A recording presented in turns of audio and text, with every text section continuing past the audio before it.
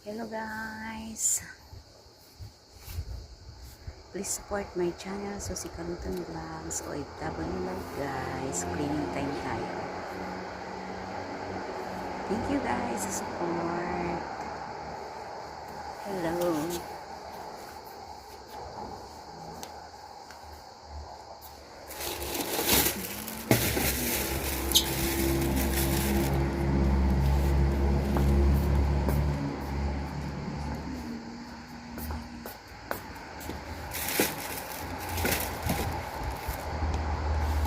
Para tayo guys, mag-iinis kayo ng mga table, towel, like that,